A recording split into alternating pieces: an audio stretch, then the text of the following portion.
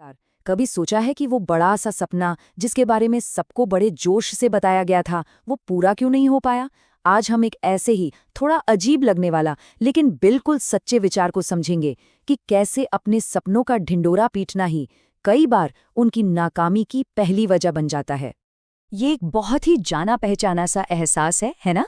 कोई बहुत उत्साहित होता है, अपने दोस्तों को, परिवार वालों को, सबको अपने बड़े प्लान के बारे में बताता है, और फिर कुछ ही दिनों में वो सारा जोश कहीं हवा हो जाता है।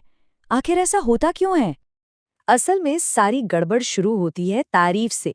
जब हम अपने लक्ष्य के बारे में सबको बताते हैं तो लोग हमारी तारीफ करते हैं, हमारी पीठ थपथपाते हैं, और यही तालियां जो हमें लग रहा होता है कि हमें आगे बढ़ाएंगी, असल में हमें शुरू होने से पहले ही रोक देती है। ये एक तरह का दिमागी जाल है। तारीफ मिलते ही हमारे दिमाग को लगता है कि ये काम तो हो गया, मतलब वो जो खुशी और संतुष्टि असल मेहनत के बाद मिलनी चाहिए थी, वो हमें पहले ही मिल जाती है। और फिर जब सच में मेहनत करने का वक्त आता है तो ना वो एनर्जी बचती है, ना वो इच्छा। इस पूरी बात को और अच्छे से समझने के लिए चलिए एक कहानी सुनते हैं। आरव की कहानी। आरव एक ऐसा नौजवान था जिसके सपने तो बहुत बड़े-बड़े थे, लेकिन उसकी एक छोटी सी आदत ने उसकी पूरी जिंदगी पर ब्रेक लगा दिया था। आरव के साथ ना ये बार-बार होता था। वो कोई भी नया काम करने की सोचता तो सबसे पहले पूरे गांव में ढिंडोरा पीट देता। लोग उसकी तारीफों के पुल बांध देते और उसे ऐसा महसूस होता जैसे उसने सच में कुछ बड़ा कर दिखाया हो। पर अगली सुबह जब असल काम करने का समय आता तो उसका सारा जोश ठंडा पड़ चुका होता। और इसी आदत का नतीजा ये हुआ कि साल गुजरते गए, पर आरव जहां था वहीं का वहीं रहा। अब तो उसके अंदर शर्म और खुद पर शक घर करने लगा था। वो बेचारा बस यही सोचता, मैं हर बार इतनी अच्छी शुरुआत करता हूँ, पर कभी कुछ पूरा क्यों नहीं कर पाता। फिर एक शाम जब आरव ऐसे ही निराश बैठा था तो गांव के एक बहुत ही समझदार बुजुर्ग उसके पास आए। उन्होंने आरव की इस परेशानी की जड़ को पकड़ लिया था और उसे कहानी के जरिए एक बड़ा सबक सिखाने का फैसला किया। बुजुर्ग ने उससे एक बहुत ही सीधा सा सवाल पूछा, बेटा, जब कोई नया सपना मन में आता है तो सबसे पहला काम क्या करते हो? आरव ने फटाक से जवाब दिया, मैं सबको बता देता हूँ। और बस यहीं से बुजुर्ग ने उसे उसकी गलती का एहसास दिलाना शुरू किया। उन्होंने आरव को 2 बीज दिए। एक बीज जिसे चुपचाप बिना किसी को बताए मिट्टी में बो दिया गया, और दूसरा बीज जिसका ढिंढोरा पीटा गया, जिसे तालियों के बीच एक पत्थर पर रख दिया गया।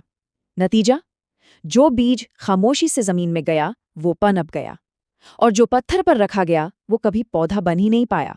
बुजुर्ग का संदेश एकदम साफ था। जैसे एक बीज को उगने के लिए मिट्टी का अंधेरा और शांति चाहिए, ठीक वैसे ही हमारे शुरुआती सपनों को खामोशी और मेहनत की जरूरत होती है। अगर सिर्फ खुली धूप में सबके सामने उसकी बातें ही होती रहेंगी तो वो सपना कभी हकीकत का पेड़ नहीं बन पाएगा। देखिए, आरव की ये कहानी सिर्फ एक कहानी नहीं है, इसके पीछे एक बहुत गहरी साइकोलॉजी काम करती है। तो आइए अब ये समझते हैं कि आखिर क्यों बातें करना असल में काम करने की जगह ले लेता है। तो होता क्या है, जैसे ही कोई अपने लक्ष्य की घोषणा करता है और लोग तारीफ करते हैं, दिमाग को लगता है कि उसे इनाम मिल गया। उसे वो संतुष्टि मिल जाती है जो असल में लक्ष्य पूरा होने पर मिलनी चाहिए थी। और इसी वजह से जो असली काम करने की आग अंदर जल रही होती है वो बुझ जाती है। और शायद सबसे गहरी बात जो उस बुजुर्ग ने कही वो ये थी कि जब पेड़ बड़ा और मजबूत हो जाएगा तो दुनिया उसे खुद देख लेगी, उसे बताने की, चिल्लाने की जरूरत ही नहीं पड़ेगी। तो आरव ने इस सलाह को अपनी जिंदगी में उतारा कैसे? चलिए उसकी कहानी के आखिरी हिस्से में चलते हैं और देखते हैं कि उसे सच्ची खुशी और संतुष्टि आखिर कैसे मिली। उस दिन के बाद आरव ने एक छोटा सा, बहुत छोटा सा लक्ष्य चुना, लकड़ी की एक मजबूत कुर्सी बनाना। लेकिन इस बार कोई घोषणा नहीं, कोई शोर शराबा नहीं। वो बस हर शाम चुपचाप अपने काम में लगा रहता। किसी को कुछ पता नहीं था तो कोई दबाव भी नहीं था। सारा ध्यान सिर्फ और सिर्फ काम पर था। और जब वो कुर्सी बनकर तैयार हुई तो आरव को जिंदगी में पहली बार असली गर्व महसूस हुआ। ये वो गर्व नहीं था जो दूसरों की तालियों से मिलता है। नहीं, ये गर्व उसकी अपनी मेहनत से, उसके पसीने से आया था। ये एक गहरी और सच्ची संतुष्टि थी जो सिर्फ काम को पूरा करने से ही मिल सकती थी। और बस यहीं से शुरुआत हुई। एक कुर्सी से शुरू हुआ सफर धीरे धीरे बढ़ता गया।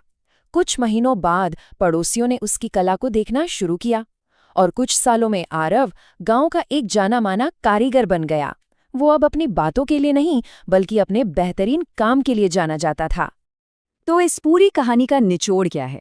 पहली बात, हमारे शुरुआती सपने बहुत नाजुक होते हैं, उन्हें खामोशी से बचाकर रखने की जरूरत है। दूसरी, अपनी ऊर्जा शब्दों में नहीं काम में लगाएं। दुनिया को वो देखने दें जो कर दिखाया गया है, ना कि वो जो करने की योजना है। और सबसे जरूरी बात, सच्ची संतुष्टि काम से मिलती है, काम के विचार पर मिली तालियों से नहीं। तो अगली बार जब कोई बड़ा आइडिया मन में आए तो ये सवाल खुद से पूछने वाला है, पहले दुनिया को बताया जाए या फिर अपनी वर्कशॉप को? अपनी ऊर्जा घोषणाओं में खर्च करने के बजाय उसे उस काम में लगाना बेहतर है जो वाकई में मायने रखता है। अपने काम को खुद बोलने का मौका दें।